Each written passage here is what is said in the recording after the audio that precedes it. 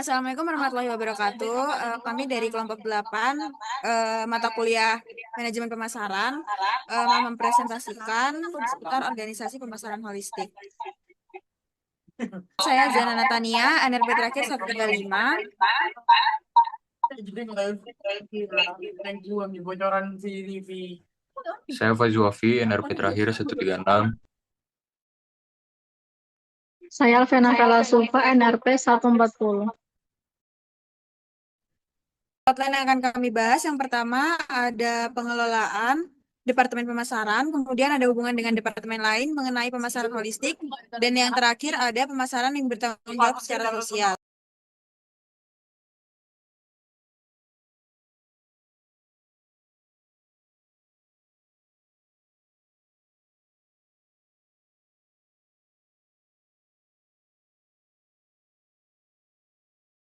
Pengelolaan Departemen Pemasaran yang penerapan pemasaran holistik.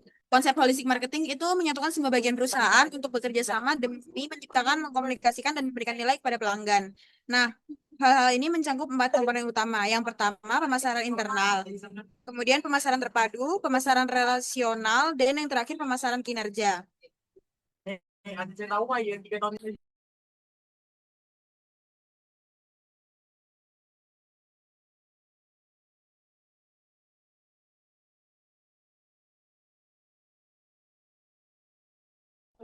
Untuk pengelolaan Departemen Pemasaran, organisasi dan struktur Departemen Pemasaran, struktur organisasi pemasaran sangat bervariasi tergantung pada ukuran industri dan strategi perusahaannya. Nah, model organisasi pemasaran yang umum itu ada 4. Yang pertama, struktur fungsional. Nah, yang struktur fungsional ini dikelompokkan berdasarkan spesialisasi kayak iklan, riset pasar, produk, dan promosi penjualan. Yang kedua, ada struktur berbasis produk atau merek. Nah, pemasaran yang ini tuh diatur berdasarkan lini produk atau merek tertentu. Nah, biasanya struktur yang ini tuh cocok buat perusahaan yang mereknya tuh banyak gitu.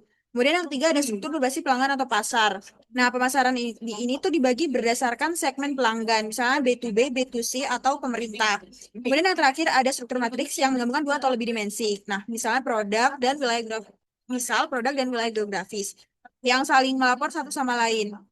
Nah, Departemen Pemasaran itu harus fleksibel, mampu beradaptasi dengan teknologi dan responsif terhadap perubahan pasar. Next. Nah, untuk pengelolaan Departemen Pemasaran, implementasi dan pengendalian pemasaran.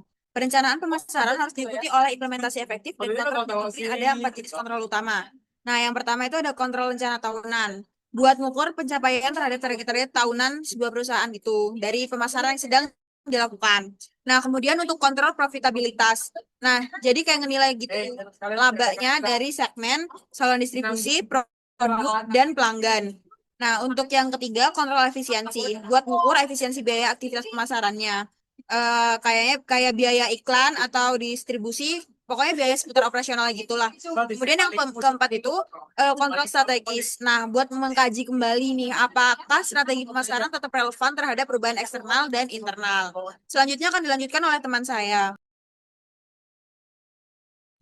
Selanjutnya ada hubungan pemasaran dengan departemen lain dalam pemasaran holistik.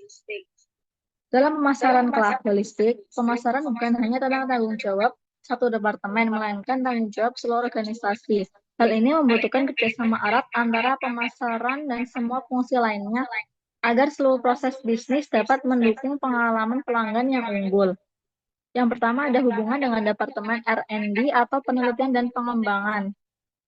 R&D bertugas untuk mengembangkan produk yang sesuai dengan kebutuhan pasar. Pemasaran memberikan wawasan tentang preferensi konsumen, tren pasar, dan umpan balik pelanggan. Hubungan ini memastikan bahwa inovasi produk benar-benar relevan dan bernilai bagi konsumen. Selanjutnya ada hubungan dengan Departemen Operasional dan Produksi. Pemasaran harus memastikan bahwa janji produk seperti fitur, kualitas, waktu pengiriman dapat dipenuhi oleh tim produksi. Koordinasi yang baik memungkinkan terciptanya produksi efisien dan pengiriman tepat waktu untuk menjaga kepuasan pelanggan.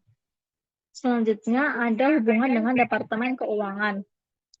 Keuangan dan pemasaran bekerja sama dalam menyusun anggaran pemasaran, menentukan harga, dan mengukur return on marketing investment atau ROMI.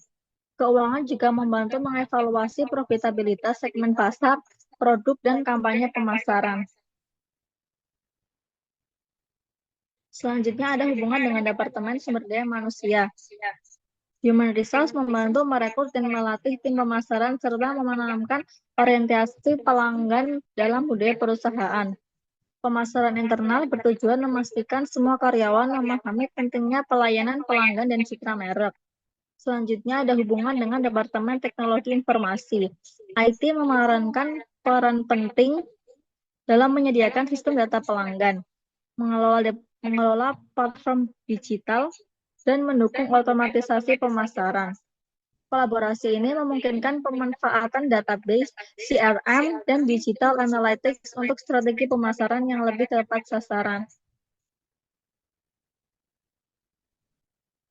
Kemudian ada hubungan dengan Departemen Logistik dan Distribusi. Pemasaran menentukan strategi saluran distribusi dan bekerja dengan logistik untuk menyampaikan produk secara efisien ke pasar. Tujuannya adalah memastikan ketersediaan produk di tempat dan waktu yang tepat sesuai ekspektasi pelanggan. Pemasaran holistik menyatukan semua fungsi organisasi dalam satu tujuan bersama, yaitu menciptakan dan mengkomunikasikan nilai kepada pelanggan. Selanjutnya akan dilanjutkan oleh teman saya.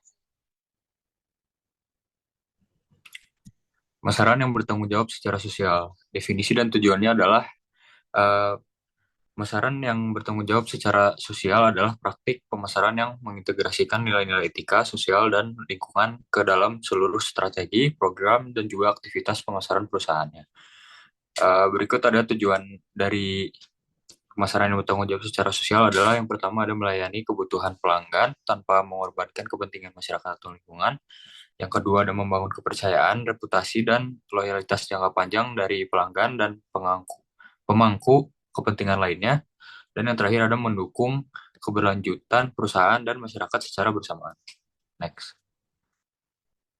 Lalu ada elemen penting dalam pemasaran sosial yang bertanggung jawab, ada tanggung jawab sosial perusahaan atau CSR. Perusahaan harus menjalankan perannya sebagai warga korporasi yang baik melalui etika bisnis yang tinggi, jujur, transparan, dan tidak manipulatif.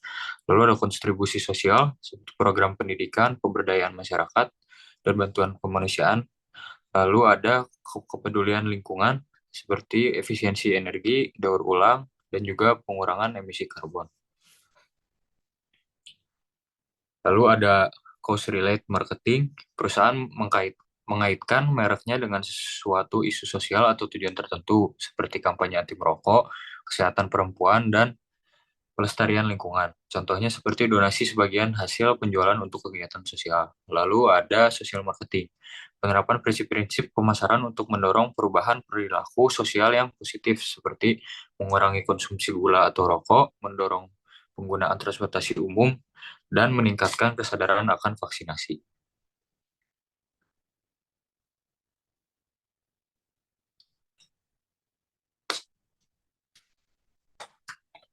Itu saja dari kelompok kami. Terima kasih. Wassalamualaikum warahmatullahi wabarakatuh.